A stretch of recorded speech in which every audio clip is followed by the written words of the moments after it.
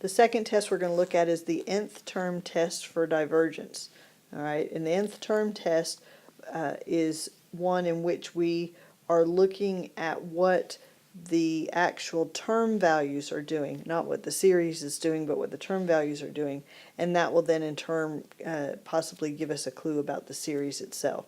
So what the nth term test says is that if the limit as n approaches infinity of a sub n does not equal 0, then the series will diverge. If you think about our geometric test that we just did before this one, we needed r to be less than 1, and that would cause the terms to get smaller and smaller and smaller, and in fact they would approach 0. So in that case then the series would converge. So we're kind of doing the reverse of that, and we're saying, hey, if the limit does not equal 0, then the series will in fact diverge and won't have a sum. So that's what this test is doing. That's all there is to it. Now, some things you need to know: that this test does not say that if the limit does in fact equal 0, the series will converge.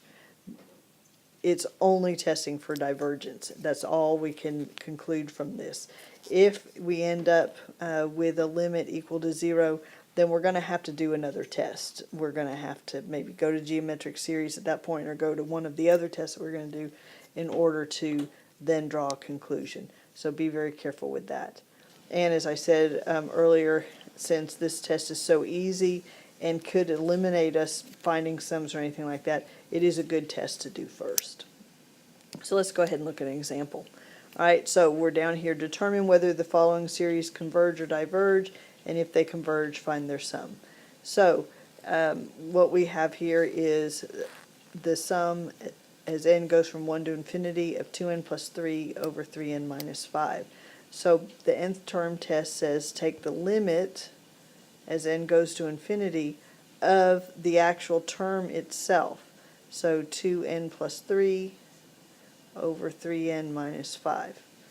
All right, and as we saw way back when we did our limit unit, we've got n in the top and bottom. They're both to the 1 power, so they're going to grow at the same ratio of their coefficients, and so this is going to equal 2/3. And what we see is that 2/3 does not equal 0. And that's what we're testing for in the nth term test, is if the limit of the term itself does not equal 0. Since that's true in this case, then what we can say is therefore the series, I'm going to go ahead and call the series S sub n, therefore S sub n diverges by the nth term test. And that's all there is to it. You did that problem. All right, so let's look at example B. All right, so here we have the sum from n equals 1 to infinity of n factorial over 2n factorial plus 1. A quick reminder, n factorial, that just means n times n minus 1 times n minus 2, all the way down to 2 times 1, etc. So just for example, 3 factorial would be 3 times 2 times 1, and 10 factorial would be 10 times 9 times 8 times 7 times 6 times 5, 4 times 3 times 2 times 1. Okay, so just be aware of that. Okay, we're going to see factorials a good bit in this unit. All right, so what we have though is the limit as n goes to infinity of n factorial over 2n factorial plus 1. All right, only the n's are being factorial. That on the bottom, the 2 is not part of that factorial. It's just 2 times n factorial.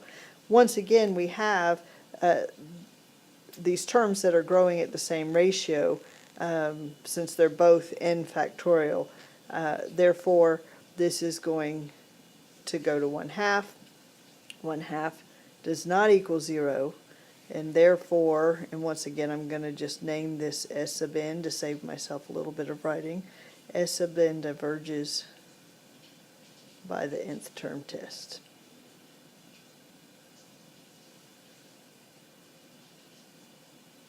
Okay.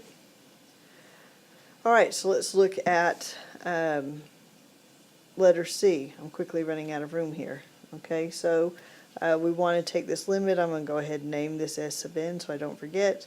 And I'm going to take the limit as n goes to infinity of 3 to the n minus 2. My writing is quickly deteriorating here. Over 3 to the n. Those are the worst looking 3's I've ever seen. All right, so once again, we have something where we've got similar rates of growth. If you remember, we did that a few days ago as well. 3 to the n over 3 to the n, that minus 2 is pretty negligible. So this is going to be the ratio that's going to equal 1. Wow, the writing is really, whoa, that's not my eraser. It's really getting bad. Let me just rewrite this. I'm going to scoot it over a little bit too. I think I'm feeling cramped here. All right, let's try again. Sorry about this. Limit as n goes to infinity of 3 to the n. Oh, that's better. 3 to the n. Oh, I forgot the minus 2. All right, and this particular limit, as we were saying, equals 1, and 1 does not equal 0, so it diverges by the nth term test. I'll try to fit it in down here. Okay. Last example, we have the sum, n goes from 2 to infinity, of 1 over 1 plus 1 to the n. So we could rewrite this. This is the same thing as 1 over 1 plus 1 to the n, because, 1 to any power just stays 1. And if you have a hard time thinking about it in decimal form, you could rewrite it, and this would end up being 10 over 11. But either way, you should be able to tell that that denominator is going to grow faster than the numerator. So when I take the limit as n approaches infinity of 1 over 1 plus 1 to the n is going to equal 0. So you do not turn around and say that this series converges. This test, the nth term test, is inconclusive, and so then we move on to a different test. And this is one, because of the way it's written, whether you do it as 1 over 1 plus, 1 over 1.1 to the n, or whether you do it as 10 over 11 to the n, it would be a geometric series, and so you could then move on to the geometric series test. That's the nice thing about the nth term test. You do it, it's very quick, and if it's inconclusive, you haven't wasted much time, and you can easily move on to another test. Since this is a geometric series and r is less than 1, then we know that it does converge by GST, and if we wanted to find the sum, then you would use that formula that we used in our previous example. A sub 1 would equal 10 over 11 squared, because n is 2. Okay, so that's 100 over 121. And I'm out of room, so I'm going to finish it up here. R, we said, was 10 over 11.